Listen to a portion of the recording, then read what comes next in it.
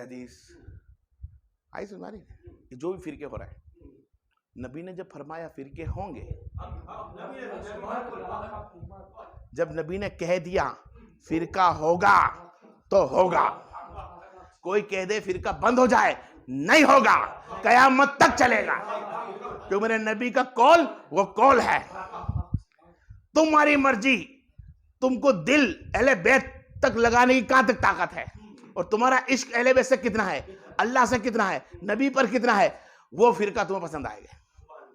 आई समझ में? हकीकत उनमें अगर कोई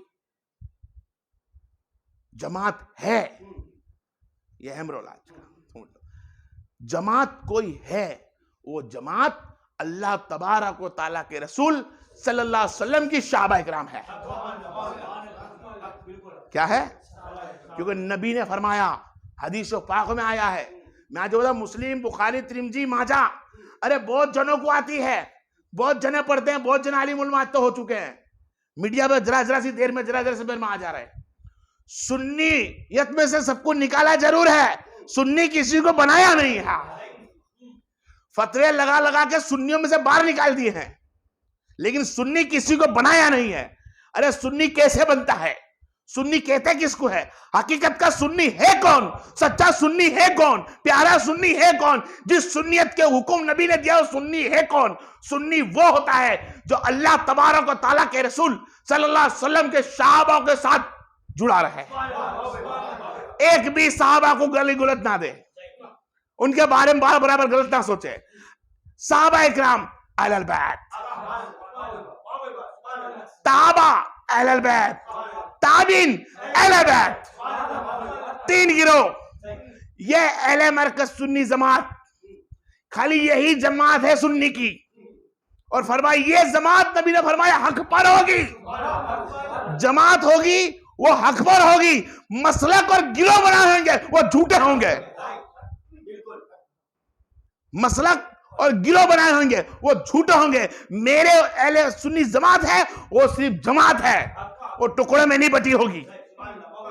इतलाफ खरी है, इल्म में इतलाफ खरी है, हदीसों में इतलाफ खरी है। भाई सहाबा में भी होता था, सहाबा में इतलाफ होता था, तबे ताबीन में भी इतलाफ होता था, औलिया में इतलाफ होता था, लेकिन उनका नजरिया सिर्फ एक ही होता था, हम अहले सुन्नी जमात है, हम सुन्नियत में लाएंगे, सुन्नियतों से फतवे देके बाहर नहीं काटेंगे।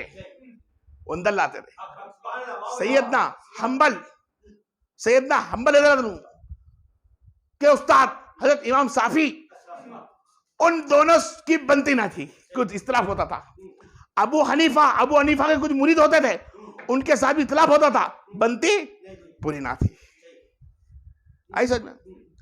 तो इसी तरह इल्म के लिए कोई चीज में इख्तिलाफ होता है, इल्म के लिए इख्तिलाफ होता है, तो सोच लेना ये इख्तिलाफ कोई बुरी बात के लिए नहीं होता। इल्म के लिए कोई इख्तिलाफ होता है तो बुरी बात के लिए नहीं होता। नबी ने फरमाया मेरी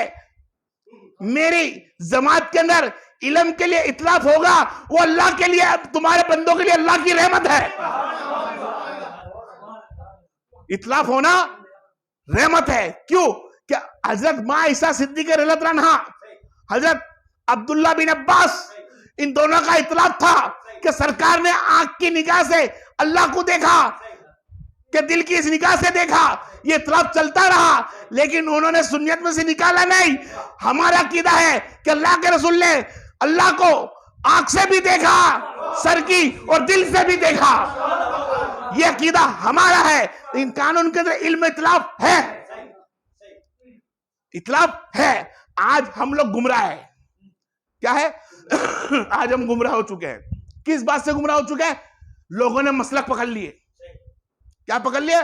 मसलक पकड़ लिए। जिसने दीन के खातिर पत्थर खाए, उसका तो नारे हम भूल गए,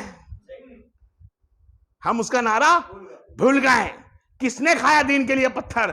देख, दीन को बचाने के, दीन के फैलाने के लिए सबसे पहले पत्थर खाने वाली जात नबी के बाद वो अबू बकर है, अबू बकर।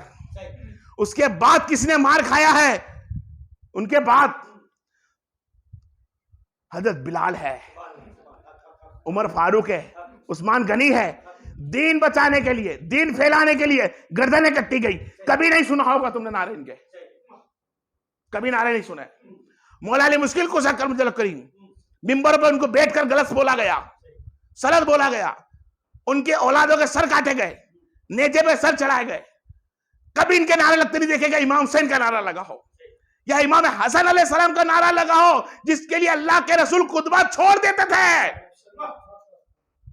अरे नारा मारना है तो नारा मार उस हसन अलैहिस्सलाम का, जिसको नबी देखकर जुमा के दिन खुतबा करने बैठते, खुतबा करते करते देखते तो हसन भी आते, लथड़ा गए हुए हुसैन भी आते।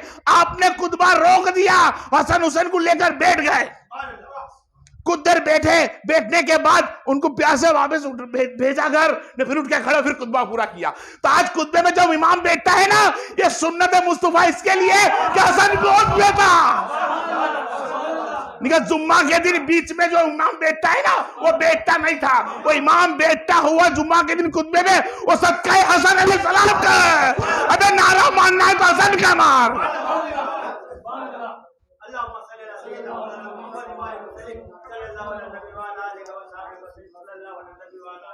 जिसके खातिर तो जुमा पड़ता है, जिसके खातिर तुझे दुआ का मौका मिला, किसी साहबी को दुआ का मौका मिला बरसात के लिए, बोलने की जरूरत नहीं, हदीस सबको मालूम है, अभी तो इंटरनेट पर फां चलता है। जिसका नारा मानना है वो अहलुल बैत है, वो सहाबा इकराम है, वो तबे है, वो ताबीन है।